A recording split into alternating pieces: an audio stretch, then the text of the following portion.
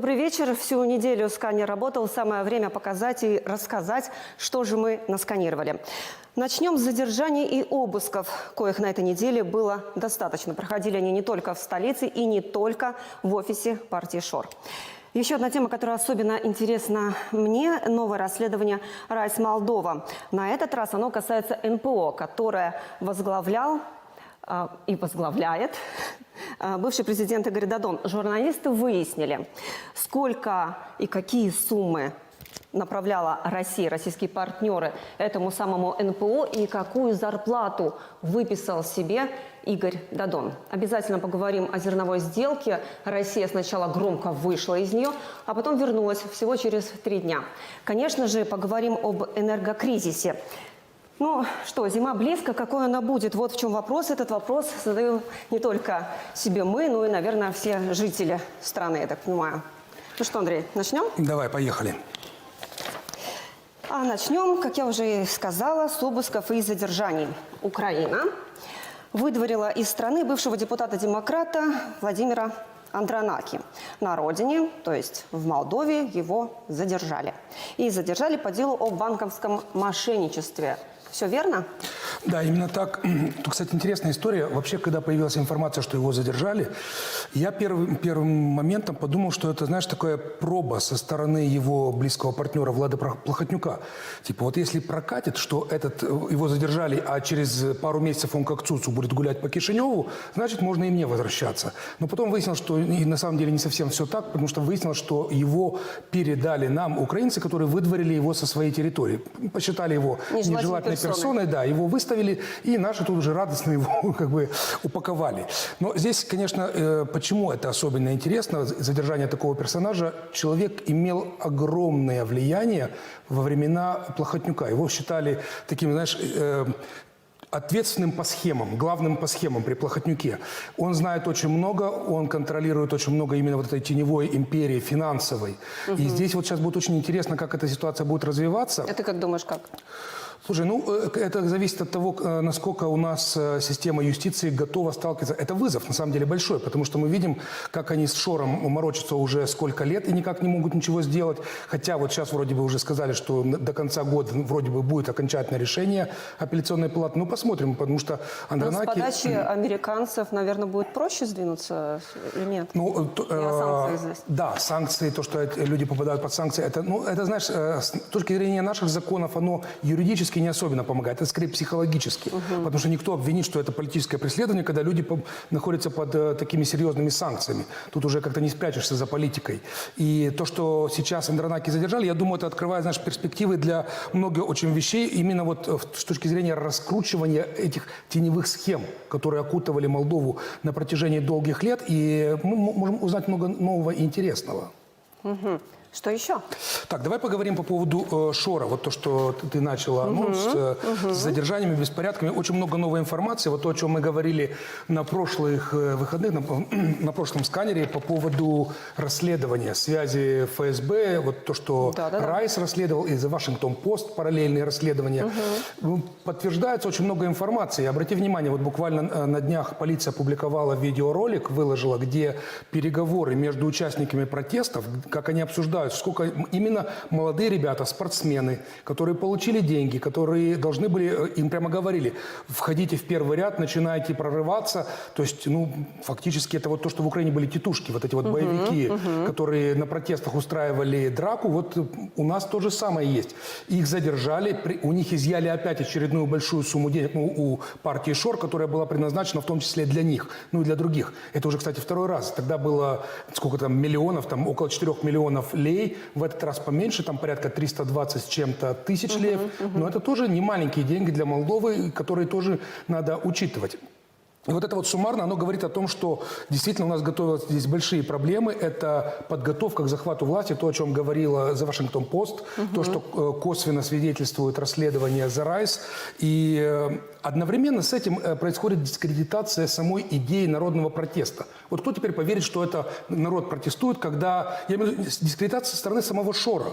Потому что он делает то, что он говорит, я даю людям деньги, вскрывается что-то, нанимают этих спортсменов. Ну, какое народное недовольство. С моей точки зрения, это очень плохо, потому что я всегда за нормальный народный протест в рамках закона. Ну, насколько я поняла и слышала, что социалисты сейчас собираются выйти на протест. Да, они даже в субботу утром выходили тоже, ну, они по регионам. Они, знаешь, они так разделились. ШОР берет на себя Кишинев, социалисты берут районы и качают. Эти там, тут, ну, у социалистов сейчас и с деньгами похуже, чем у ШОРа. Видимо, все основное пошло на них. Андрей, Да. вот как раз, давай немного сменим тему, хотя, в принципе, говорить будем и об этом тоже. О влиянии Кремля на внутреннюю политику Молдовы. Вот обсуждалась эта тема всю прошлую неделю. Мы продолжали обсуждать эту же тему и на этой неделе. Мы уже рассказывали о расследовании Райс Молдова, об этом самом влиянии. Но сейчас есть еще один повод поговорить о том, как Россия вливает деньги в отечественных политиков, в частности, в Игоря Додона. Ну, который после... прошу заметить. Да, это сложно забыть. Который, кстати, после ухода с поста лидера партии социалистов встал у руля НПО, ну, российского НПО, мы это понимаем, для того, чтобы было проще и нам сориентироваться, что это было, и чтобы мы могли обсудить расследование новое, которое еще не вышло, выйдет только в понедельник, с автором этого расследования, с журналистом Райс Молдова Владимиром Тхориком. Посмотрим небольшой сюжет. Давай. Вы превращаетесь в что? Банановую республику, в которой сидят пару десятков тысяч НПО, вот таких общественных организаций, и занимается, рулят Республикой Молдова. Зачем тогда парламент, зачем тогда президент и так далее? Будут пару НГО, будут получать деньги из-за рубежа, я не буду здесь все рулить. В чем-то Игорь Додон был прав. Потеряв власть, он сам встал у руля НПО, куда нескончаемым потоком потекли российские деньги. За 2 дня до вторжения России в Украину бывший президент презентует тот самый Молдо-Российский деловой союз, заверяя зарубежных партнеров, что теперь они будут встречаться чаще, а новостей о конкретных результатах будет больше. Каких-то грандиозных результатов работы МПО мы не увидели, но зато увидели поддержку Путина. Я знаю, что сейчас очень многим модно быть антироссийским, против России, с учетом того, что происходит в регионе. И этот тренд пока еще есть и на Западе, и он точно есть у руководства нашей страны. Они во всем винят Россию и Путина. Это неправильно. Мое мнение, с Россией нужно дружить. Стратегическое партнерство с Россией нужно развивать. Ну, вот как-то так. С нами уже Владимир Тхорик. Привет. Привет. Прежде чем мы тебя забросаем вопросами, я бы хотела небольшую ремарку для того, чтобы обратить внимание и твое, и зрителей еще раз на то, что вот эту фразу «стратегическое партнерство с Россией нужно развивать» Игорь Додон произнес в июле. И это был 5-й месяц полномасштабного вторжения, войны в Украине. Все так? А чего тебя удивляет, если он кремлинович, то как он? Вот, нет, вот Меня не удивляет. Мы Я просто хотела смеемся, но подчеркнуть. человек себя ощущает кремлиновичем, то есть человеком Кремля. Почему мы должны удивляться, что он хочет развивать партнерство с страной, которая сейчас ведет войну, и в том числе их ракеты летают над нами? Да, ну вот как-то так. Ругал зарубежный НПО Игорь Додон, а в результате сам, собственно говоря, его и возглавил. Правда, российская, но, собственно, это же Это зарубежная. молдо-российская. Молдо-российская, да. Зарегистрирована в Кишиневе. Прежде чем... Прекрасно. Прежде чем будем говорить о суммах, расскажи, пожалуйста, чем занимается этот самый деловой союз? Что за дела такие? Ну, это неправительственная организация, которая возглавлена Игорем Додоном после того, как он потерял власть в стране, после того, как он проиграл выборы президента. И примерно через полгода, в июне 2021 года, прошлого года, он становится председателем вновь созданного, ну, вернее, заново, нового, в общем, новое НПО, и в которую буквально там, через считанные месяцы после создания из России начинают накачивать, начинают отправлять деньги транш за траншем. Ну, мы проанализировали, то есть о суммах я могу рассказать попозже, но мы проанализировали в дни траншей, вот, то есть, допустим, там производится транш в Молдову из России. Вот. И в эти дни, там, за несколько дней до, за несколько дней после, либо там в эти же дни партия социалистов, либо Игорь Дадон выступали с какими-то антизападными, либо пророссийскими заявлениями. Такой простой бизнес. Мы тебе деньги, ты выходишь. А как они физически перейдут, эти деньги? Деньги физически.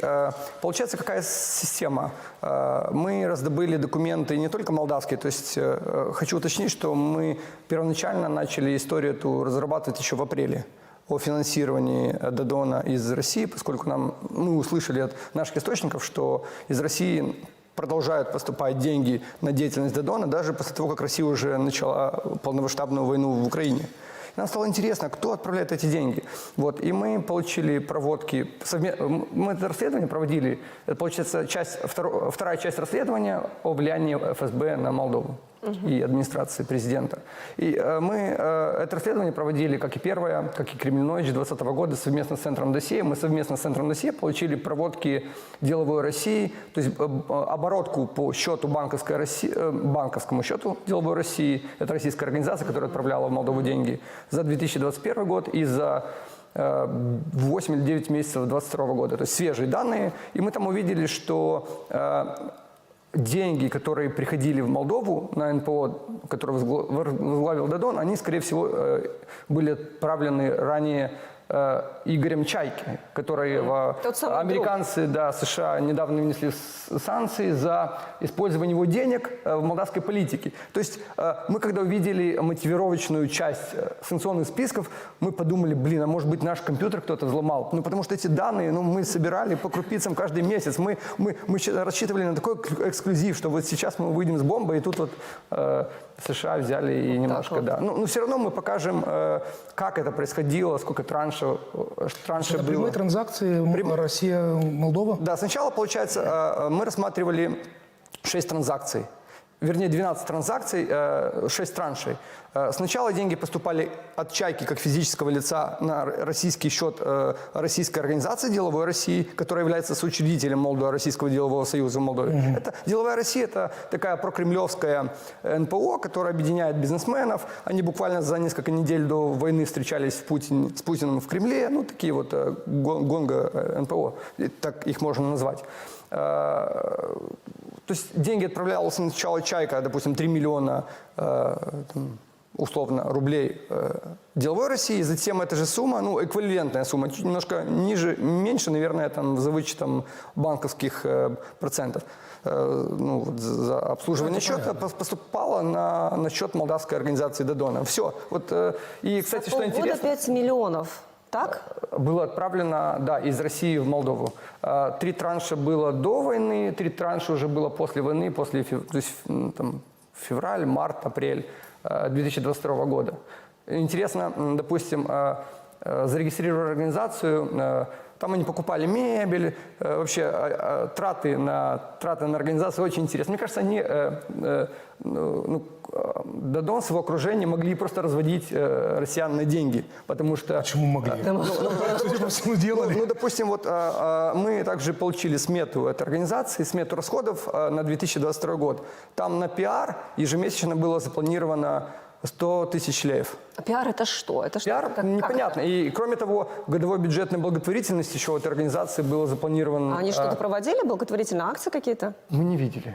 Не знаю, может быть, вы видели. Возможно, у Игоря Николаевича там какой-то он себе подарок делал. Это же благотворительность, по сути. Зарплатный фонд составлял около 5 миллионов рублей, запланированные леев, на 22 год. Зарплаты, ты сказал? Зарплатный фонд. Сотрудникам? Сотрудникам, там около 10 сотрудников. Из них каждый 4-й лей шел на зарплату Дадона. Зарплата Дадона, установленная им, утвержденная.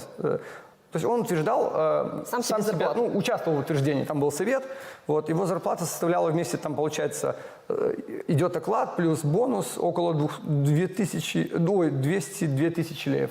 В месяц? В месяц. Хорошая зарплата. На 2022 год. Нет, это все, это с бонусом. А бонусы за что? То есть, получается, там шел оклад 135 тысяч леев, плюс еще премия 50%. И в общем, запланированная зарплата, это получается 200 тысяч леев, это в 10 раз больше, чем Игорь Дадон получал примерно 10 раз больше, чем Игорь Додон получал, будучи президентом страны. И это где-то 90 средних пенсий по экономике страны. Или 20 зарплат. Это прекрасная новость для семьи Додона. Я хочу вернуться к вашему Ну, расследованию. будет откуда вернуть деньги за кредит за дом. Ну да, да. Ну, кстати, тут момент просто такая получился, загвоздочка, что после того, как Запад ввел санкции в отношении некоторых российских банков, платежи осуществлялись через Сбербанк. Седьмой транш, молдавский банк, где открыл счет НПО Додона, вернул деньги в Россию. То есть седьмой транш не получили. Поэтому, кстати, можете посмотреть заявление, что они жаловались, Додон и окружение, что вот блокируют власти Молдовы транши. Владимир, я хочу спросить по поводу, вот мы обсуждали на прошлой неделе то расследование, которое вышло в понедельник. Оно, в общем-то, где-то перекликается, потому что это все про то же самое, про влияние России. Вот я не могу никак понять. Пятое управление ФСБ, которое фактически полностью провалило работу в Украине. Пятая служба. Пятая служба, да. Которая провалила Украину, которая должна была там создать сеть предателей, но работа не была сделана, и поэтому, в общем-то, армия не добилась никаких результатов. Почему им до сих пор доверяют этой же службе работать в Молдове, где, судя по всему, тоже большая часть денег разворовывается местными друзьями России? Ну, может быть, Молдова просто им дешевле обходится. Там 300 тысяч на НПО Додона, еще там куда-то, и в общем... Ну, это не 5 миллиардов Медведчука, но все равно... Конечно. Но Молдова странно, меньше. если служба неэффективная, почему они работают? Ну, в любом случае, есть какие-то интересы, наверное, в Приднестровье. Есть еще... Мы в расследовании кураторы Молдовы из ФСБ, которые публиковали в прошлый понедельник, мы же рассказывали о том, что в Приднестровье, по данным различных источников многочисленных, есть такая неофициальная база ФСБ, где готовят нелегальные кадры для работы. Извините, я хочу про это как раз спросить. Вот там, когда был этот теракт, когда обстреляли из гранатомета, вы пишете, что за час, за два до этого была интенсивная перезвонка между этими кураторами и их московскими шефами. Вот я просто хочу понять, это нам говорит о том, что теракт, за ним стоит ФСБ, но, окей, понятно, с Тирасполем, и так, в принципе, я так и предполагал. Нужно ли нам опасаться чего-то подобного в Кишиневе, с учетом того, что сейчас они качают здесь ситуацию? Ну, утверждать, что это однозначно мы пока не можем, но вот я хочу просто пояснить, может быть, кто-то не читал расследование, да, в нашем расследовании куратора Молдовы из ФСБ есть фрагмент. При помощи нашей коллеги из досье мы получили доступ к созвонам за полгода одного из шефов молдавского направления, который курирует Приднестровье, Иван Король. Он приезжал, кстати, в Молдову каждый год по 3 раза по дипломатическим паспортам. Это еще вообще отдельная тема, как их пускали, зная, что они... Дипломатический туризм? Непонятно. Ну, то есть они, эти офицеры, они светятся как офицеры. И вот как это возможно, как это сопрягается с различными конвенциями дипломатическими, нужно еще разбираться, мне кажется. То есть это вопрос к Министерству иностранных дел Молдовы. Так вот, этот они король... же взяли на вооружение, я так понимаю, да? Не знаю. Вопрос. Не знаю. Не знаю. Ну, вот лучше их спросить. Так вот, этот король, который куратор ФСБ по Приднестровскому региону, он звонил своему шефу этого как раз департамента оперативных информаций Гришаеву. За полгода мы нашли 8 звонков по открытой связи. Из этих 8 звонков нетипично было, что в дни теракта из этих звонков всего было 4 звонка как раз в 2 дня теракта. Первый теракт, когда обстреляли из гранатометов здание МГБ в Тирасполе. И второе теракт, когда взорвали телевышку, которая транслировала российскую пропаганду. Важно до теракта, а не после. До теракта за несколько часов, ну, допустим, когда обстреляли МГБ, это был день. Но, что интересно, когда взорвали радиовышку в Маяке, которая ретранслировала российскую пропаганду, взрыв был в 7 утра, звонок был от короля Гришаеву в 5 утра. Ну вот, как бы все говорят об украинском следе, нужно проверять. Пусть тут нужно задавать вопросы. Очевидно. То есть это нетипичные звонки как раз в дни терактов. Хорошо, Владимир, будем следить за расследованием, оно выходит в понедельник. Да? Правильно я понимаю? Да. Правильно.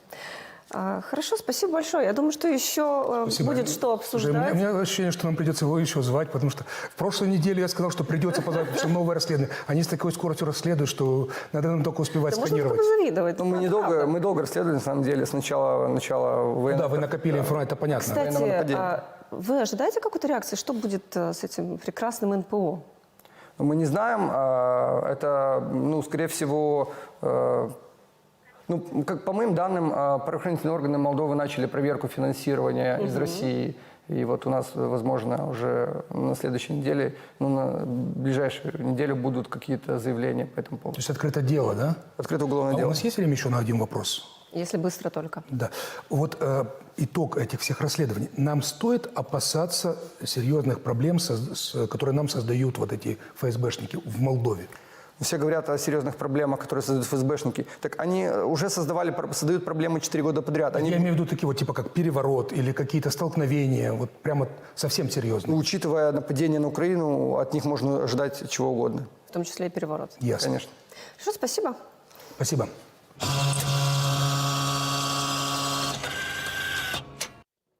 Ну что, Андрей, давай поговорим о телеканалах, не обо всех, а тех, которые писали наши коллеги из Ярлдигарда. И я имею в виду Примулы Молдова и Акчен ТВ. Там сменился не только администратор, но и владелец российский. Но вот не сочли они нужным, должным оповестить об этом КСТР. Ты знаешь, там на самом деле эти перемены назревали давно, потому что у меня были немножко инсайды. Я общался с некоторыми людьми, которые там в теме, так скажем, изнутри, из партии социалистов. Они говорят, что там были накоплены огромные долги перед россиянами, потому что они брали контент, плюс там долги были по зарплате. В общем, все шло к тому, что Дадон теряет свою медиа-империю, и кто-то ее должен был подхватить. И вот, судя по расследованию Ярлдигарда, и потом еще подхватили другие СМИ, то подхватил это Илон Миронович Шор. И вот дама, которая стала директором этого нового холдинга, ну не нового, старого, новым директором, правильно сказать, это Арина Коршикова. Чем она интересна? Дело в том, что она засветилась 2 раза в прошлом. Первый раз как спонсор партии Шор, притом крупный спонсор. И второй раз она находится в списке бывших акционеров банка Сочиало, которое было обанкрочено с помощью кражи миллиарда. То есть она там имела какое-то отношение к этому банку весьма серьезное. И вот сейчас этот человек всплывает на должности Новое амплуа. генерального директора. Да. И ну, хозяева там формально остаются какие-то россияне, которые тоже, судя по расследованию, не имеют никакого отношения к медиабизнесу. Это просто, видимо, что-то подставное. То есть будут рулить отсюда на месте. И это, конечно, очень интересно, потому что это переформатирует наш рынок. Ну, по сути... Подожди, получается так, можешь меня поправить, конечно, получается так, что на уровне государства, да, вот мы отключаем российскую пропаганду, у нас не транслируют аналитические программы новостейные оттуда из федеральных каналов, теперь получается, что у нас, собственно говоря, внутри страны вот эта вот вся красота пропагандистская и есть. Знаешь, и это даже в чем-то хуже, потому что, во-первых, та пропаганда российская, у многих уже иммунитет от нее. Мы понимаем, что это такое. Уже стало нарицательным Соловьев, Киселев, то есть это уже как бы Скобеев, это синоним лжи, пропаганды и манипуляции. Ну да. Но когда местные наши говорят, то особенно, знаешь, люди, которые не, может быть, не очень глубоко закапываются в политику, они могут это воспринимать все за чистую монету. Плюс еще большая проблема в том, что гораздо тяжелее регулировать внутреннюю пропаганду, потому что сразу начинается крик, это давление на свободу СМИ, это какие-то там наезды на свободу. Но на самом деле тут надо понимать очень четко одну простую вещь, что сейчас такова ситуация в нашем регионе, что информационная война, она совсем не меньше, чем война, когда стреляют. И это показало и пример Украины. И я тебе напомню, наверняка знаешь эту историю в Руанде, когда было знаменитое радио «Тысячи холмов». То есть когда они провели, вот там был геноцид народа Тутси, и провели исследования, вот где это радио ловило лучше, там было гораздо жестче геноцид, и больше убили этих людей. Да.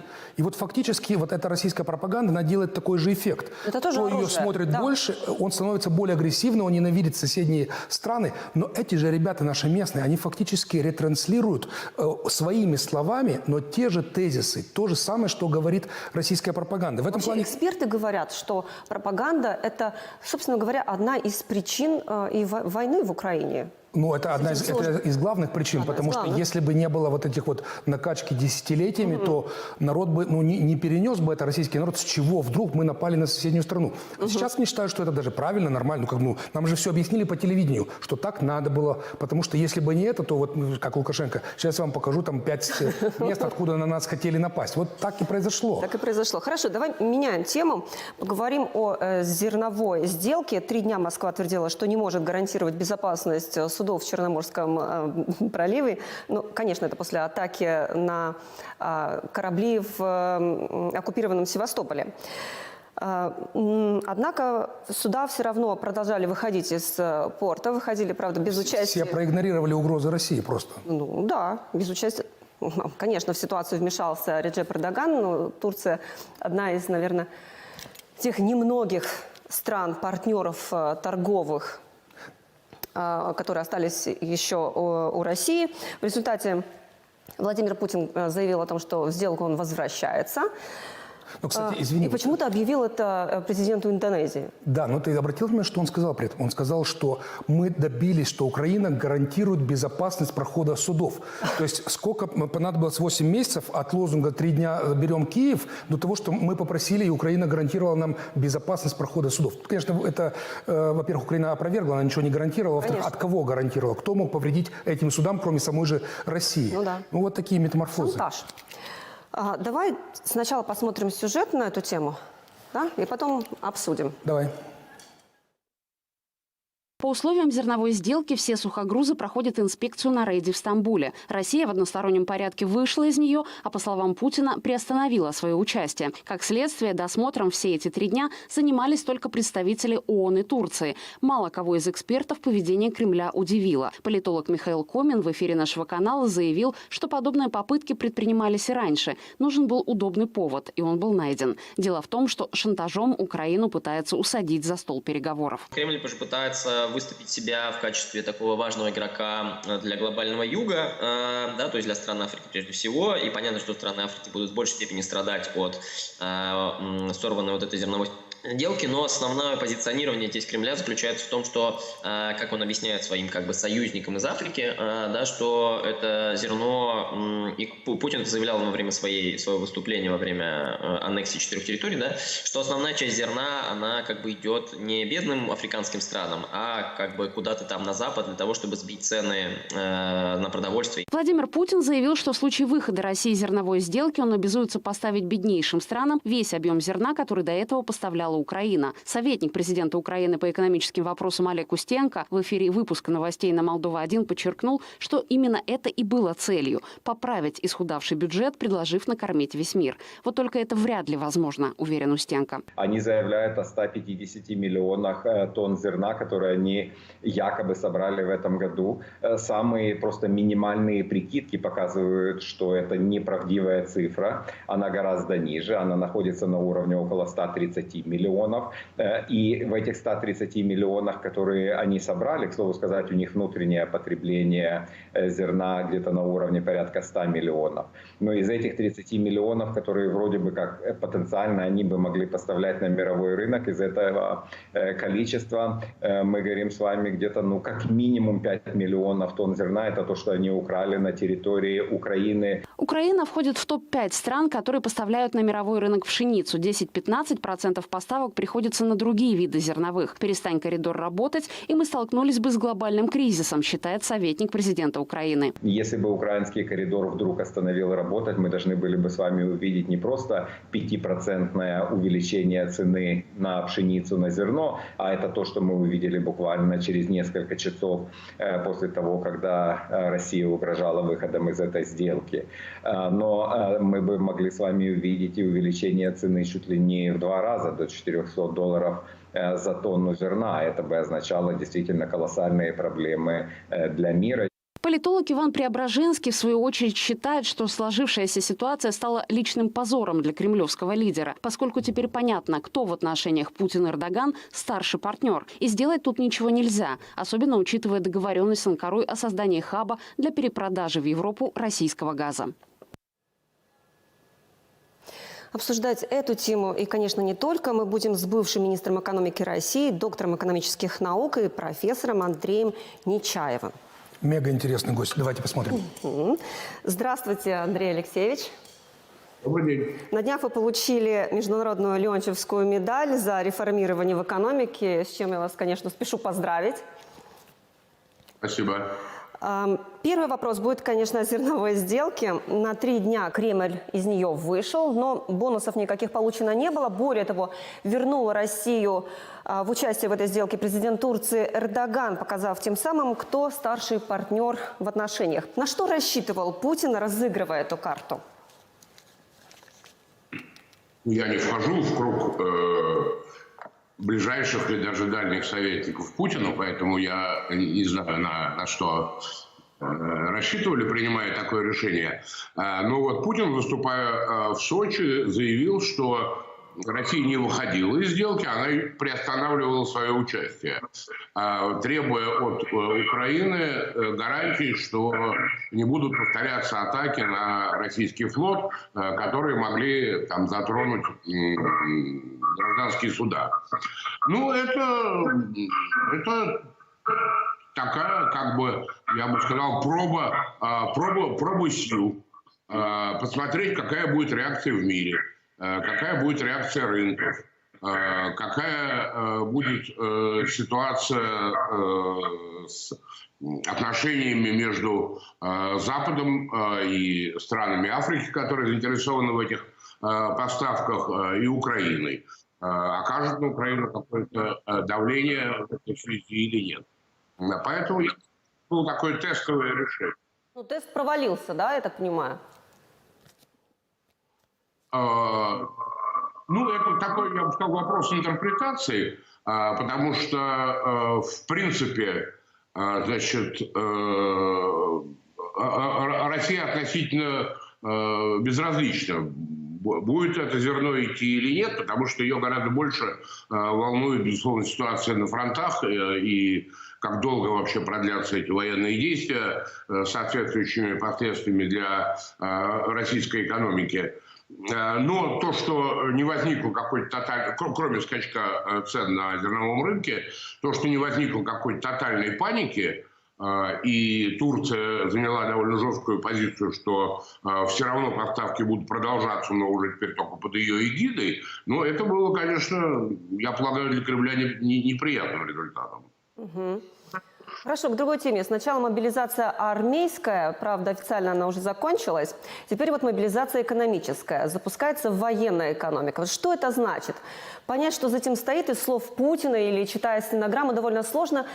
Можно, не знаю, несите вы ясность, в конце концов. Можно последнюю фразу повторить опять?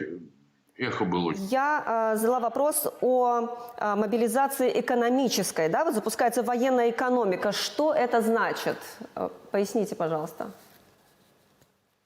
Ну, это означает, что экономика перестраивается на военные рельсы, что приоритетными будет развитие военно-промышленного комплекса и обеспечение нужд армии. Здесь есть как бы определенная игра словами. Вот многие сторонники этого пути говорят, ну вот смотрите, в Америке тоже в период Второй мировой войны тоже была военная мобилизация, и в итоге Америка вышла из Второй мировой войны с самой сильной экономикой, доллар стал мировой валютой и так далее. Меня смущает только одно, что скорее всего, и первые признаки этого уже есть, ну, например, недавнее предложение Минпромторга по импортозамещению, вот эта российская мобилизационная экономика, она будет такого советского образца. Никогда просто резко, как это было в Америке, наращиваются госрасходы, пусть в рамках оборонного заказа, а это будет именно мобилизация советского образца, когда ресурсы будут сконцентрированы на каком-то сравнительно ограниченном числе направлений, при этом там действительно возможны прорывы. Вот сторонники этого пути говорят, ну, первый спутник был советский, и это правда. первый космонавт был советский, и это правда. Там водородную бомбу мы сделали, и это правда. Но я в этом случае всегда напоминаю, что вот туалетную бумагу в СССР начали производить в 1969 году, 1969. А 25 лет лучшим автомобилем был автомобиль «Жигули», который был, собственно, разные его модели были просто перепевом знаменитой модели итальянского «Фиата» начала 60-х годов. Ну и так далее. Число этих примеров можно продолжать. Поэтому, скорее всего, это будет концентрация, еще раз говорю, на каких-то приоритетных направлениях, связанных с военно-промышленным комплексом, а остальные сектора экономики перейдут в положение аутсайдеров. Скорее всего, это коснется, конечно, производства потребительских товаров длительного пользования. И там мы будем все больше и больше отставать от развитых стран, в том числе отставать в области высоких технологий. Меня, конечно, как либерального экономиста и одного из авторов российских рыночных реформ, меня, конечно, этот путь, если мы на него встанем, смущает, мягко говоря. Понятно. Андрей Алексеевич, доходы России от нефти просели на $1 миллиард. Что будет с нефтью? Чего ждать? Знаете, вот мне самому очень интересно, потому что ситуация какая-то крайне мутная и неопределенная. Сначала ЕС заявил об эмбарго на нефть и чуть позднее, в 2023 году, на российские нефтепродукты. Значит, сейчас возобладала другая точка зрения, что это будет некоторый потолок цен. Причем потолок, вот прям свежие сообщения прессы, что Большая Семерка и Австралия договорились о том, что это будет не плавающая, а фиксированная цена, но ее никто не называет. Поэтому вопрос, какой будет эта цена. Значит, Россия довольно успешно нарастила поставки нефти в Индию, в Китай, в ряд других стран Азии, но с огромными ценовыми скидками, где-то до 30%. Поэтому вопрос, какой будет вот этот потолок цен. Потому что если он будет там, например, $80 за баррель, ну, российское правительство перекрестится и скажет: хорошо. Если он будет там $60 за баррель, это все равно будет обеспечивать нефтяным компаниям прибыльность, но это будет уже проблема для российского бюджета. Тогда, скорее всего, придется ослаблять рубль для того, чтобы компенсировать эти потери. Поэтому мы сможем ответить на этот вопрос тогда, когда авторы идеи озвучат, какой же, собственно, потолок они предлагают. Ну и отдельный вопрос, как его отслеживать. Пока она такая довольно креативная идея, но тем не менее несовершенная, с моей точки зрения, делать это через страховые компании. Но через страховые компании это можно делать только тогда, когда нефть переводится танкерами. Там понятно, что капитан в жизни не выйдет в море, не имея страховки, а в страховке будет написана та цена, по которой страхуется эта нефть. И это можно контролировать. А как контролировать трубопроводные поставки или железнодорожные поставки нефти, это гораздо сложнее, по какой цене они идут. И наверняка найдется огромное количество желающих и в так называемых дружественных странах, там типа Казахстана или Киргизии, да и какие-то фирмы на Западе, которые, конечно, за собственную мзду будут эти поставки осуществлять по какой-то реальной цене, если она будет абсолютно не устраивать российских поставщиков. Ну, просто будут такие фирмы-прокладки. Энергокризис. Вот теплая осень в Европе позволила сэкономить, и более того, газовые хранилища практически заполнены полностью. Не сработал, как мы понимаем, расчет Путина на то, что холода заставит Европу хотя бы задуматься о пересмотре позиции в отношении Украины. Ну или отмотать назад газовый вопрос. Пока мы видим обратную ситуацию, все готовы экономить, в том числе и Молдова. Вот чего ждать этой зимой? Ну, пока в Европе уникальная теплая погода, и Значит, вроде бы проблем нет. Все будет зависеть от того, какая будет зима, насколько она будет суровой, соответственно, насколько будет велика потребность в российском газе. Заполненность хранилищ в Европе разная. Значит, в Германии она достаточно высокая, в ряде стран она такая, ну, я бы сказал, на грани. На грани. Вот. Но я знаю просто от своих друзей и знакомых, что, скажем, в Германии резко выросли цены вот для потребителей. И на электроэнергию, и на газ, и в целом на жилищно-коммунальные услуги. Поэтому, конечно, западный избиратель, в том числе там германский избиратель, наверное, он в восторге не пребывает. Вот. Но то, что там каких-то смертей от холода не будет, я думаю, это точно. Ну, значит, придется там жить с температурой в квартире не 22 градуса, а 17. И в несколько раз больше платить за электроэнергию, за газ и так далее. Андрей Алексеевич, большое спасибо за включение. До свидания. Все хорошо. Ну вот, как-то так. Знаешь, я на две вещи хочу обратить внимание из того, что он сказал. Вот первое по поводу этой мобилизационной экономики, которая сейчас вводят в России. Ведь на самом-то деле, вот я смотрел, это буквально неделю назад была опубликована статистика Росстат. То есть это не какие-то вражеские МПО, Соросята и так далее. Это Росстат, который показал, что за годы правления Путина было значительно, почти в 2 раза, если я сейчас не ошибаюсь, сокращено количество школ, больниц. То есть социалка у них проседала все эти годы. Но при этом деньги, которые тратились на армию, росли все эти годы.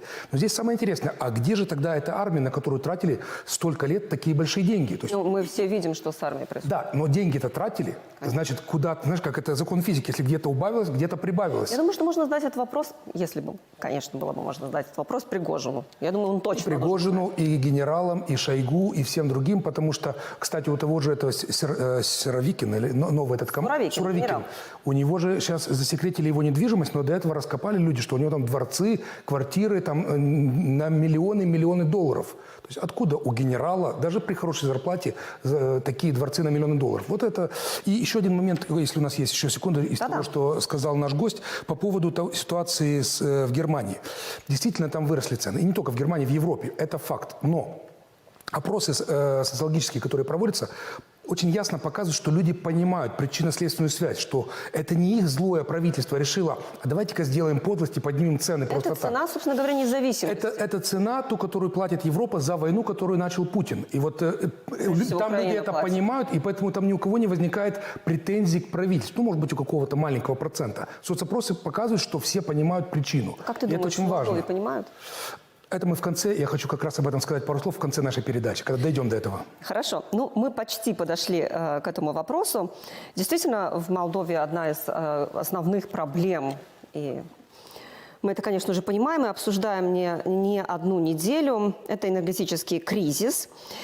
Правительство призывает нас постоянно экономить. Кто-то прислушивается, а кто-то нет. Но, наверное, самый действенный аргумент вот как раз рост тарифа, который был одобрен на этой неделе. Я, наверное, передам слово нашей коллеге Наталье Сыбаш. Вот она и обрисует нам ситуацию. Да, давай узнаем ситуацию от нее. Дарья, Андрей, привет. Попробую кратко. Итак, тариф на электроэнергию для большинства потребителей вырос с 3 леев 15 банов до 4 леев 77 банов. На севере платят еще больше – 4 лея 81 бан за киловатт-час. Между тем, закупка электроэнергии обходится стране в разы больше, чем раньше. Как объяснил министр инфраструктуры Андрей Спыну, цена экстренных поставок из Румынии зависит от времени суток. Ночью она составляет около 100 евро за мегаватт-час, по утрам до 270 евро, а в вечерние часы пик превышает 350 евро. Поэтому так важно экономить, особенно вечером.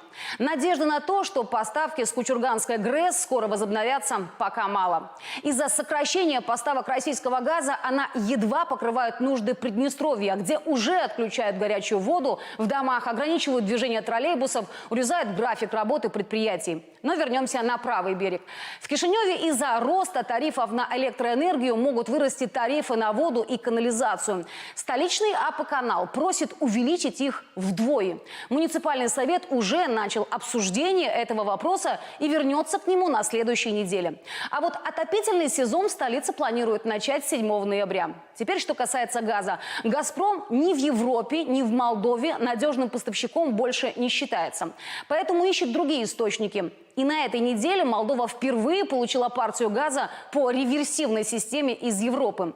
5 миллионов 600 тысяч кубометров поступило через пропускной пункт Будницы в Словакии. Запасы газа с получением этой партии составили 157 миллионов кубов. А еще власти хотят ввести запрет на отключение зимой света, газа и отопления неплательщикам с низкими доходами. Такой законопроект принял парламент пока в первом чтении. Что примечательно, его вместе подготовили депутаты от правящей партии и оппозиции.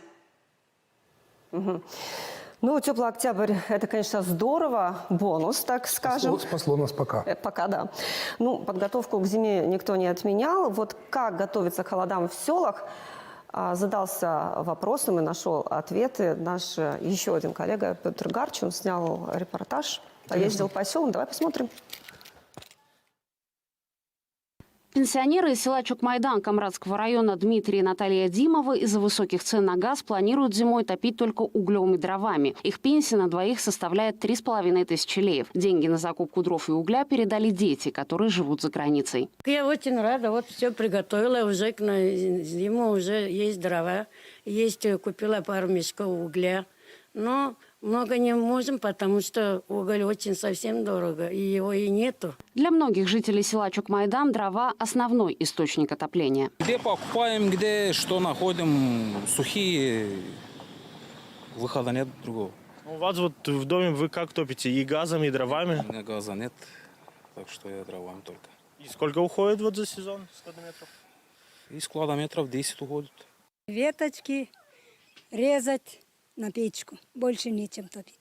Откуда взяли веточки? Веточки, где эти люди не живут, с тех огородов, выкопали, порезали и принесли домой. К зиме готовятся и в лесных хозяйствах Молдовы. После решения правительства о продаже по льготной цене по 3 складометра дров каждому дому объем работ увеличился. По словам лесника Николая Шуканова, обычно в Камрадском лесхозе дрова не распродавались. Сейчас же спрос превышает предложение. Тот же объем, который мы сейчас заготавливаем по плану, мы не обеспечим ни Камрад, но населенные пункты. На месте мы, соответственно, обеспечим вот этих малоимущих. И по возможности, соответственно, вывозим в Камрад. Дай бог, вот то, что нам люди помогают с нами, нас производят трубку. Они в субботу-воскресенье работают для того, чтобы, пока погода держит, чтобы мы могли максимально обеспечить дровами. Пока в селах ищут дрова, некоторые задолго до энергетического кризиса перешли на альтернативные источники. В техническом университете еще в 2016 году при финансовой поддержке Германии установили солнечные батареи, которые питают освещение в парке и здании вуза. 46 солнечных панелей в год генерируют 10 тысяч киловатт в час. При нынешнем тарифе на электроэнергию Политехнический университет экономит около 47 тысяч леев в год. Декан факультета энергетики Виктор Гропа уверен, Молдова должна двигаться к возобновляемым источникам энергии. Для Молдовы это наилучшее решение. Нам необходимо, чтобы у каждого потребителя на крыше дома, если это мы говорим о частном доме, установлены солнечные панели. Это приведет к тому, что электроэнергия, которую потребитель берет из сети, будет намного меньше. Правительство недавно упростило процедуру установки солнечных панелей для бытовых потребителей. Пока в стране таких насчитывается немного, около 500. Угу. Ну что, все экономят, все надеются, что зима не будет суровой. Ты знаешь, я никогда так не следила за прогнозом погоды. Да. Не только ты, сейчас все за этим следят. Что, давай подводить итоги? Да, давай я хочу сказать в завершение, как раз вот в развитии этой темы. Мне бы очень хотелось сейчас, знаешь, так вот пафосно сказать, что, мы платим цену за свободу, мы по-другому не можем. Но я понимаю, что люди, которые нас смотрят, вот те же бабушки там из Гагаузии и так далее, они, может быть, им эти пафосные слова не нужны, они понимают, что это деньги, которые, те малые пенсии, которые они понимают, они тратят на это. Но здесь я просто хочу сказать всем нашим зрителям, что нужно понимать причинно-следственную связь. Понимать, что это не какой-то злой умысел кого-то внутри страны, будь то поставщиков электроэнергии или газа, или еще кого-то, что это сложилась геополитическая ситуация во всем регионе, даже не в мире, можно сказать, везде есть кризис.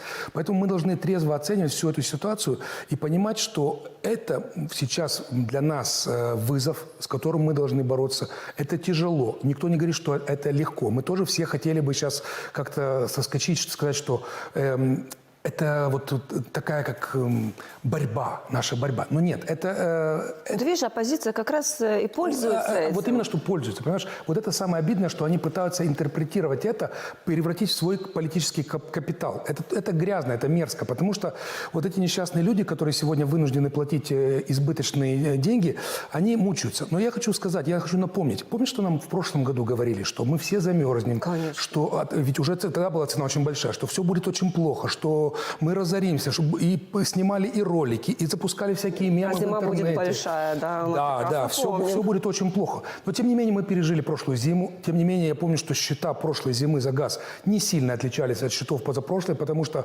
потратили на это колоссальные деньги правительство, но поддержало людей. Поэтому я хочу сказать, что давайте не будем раньше времени впадать в истерику. Давайте посмотрим, что будет. Может быть, не будет так плохо, как нам рисуют некоторые вот эти, которые хотят словить рыбку в мутной воде. Потому что они делают свою работу, они за счет этой пропаганды пытаются заработать политический капитал. Мы-то не должны на это вестись. Мы должны жить дальше, мы должны понимать, что будет попытка сделать все со стороны государства, чтобы поддержать самых обездоленных. Ну, а если государство не доработает, мы с тобой здесь можем всегда на это показать и сказать, что, ребята, а вы тут плохо сработали. Но когда это произойдет, а не сейчас, мы будем разгонять панику, просто не имея на это серьезного основания. Угу. Ну что, ставим на этом не точку, но запятую. Отсканировали вроде бы все, что хотели. Да, да. Ну, с понедельника начнем все сначала. И в следующее воскресенье опять. Увидимся здесь. Да.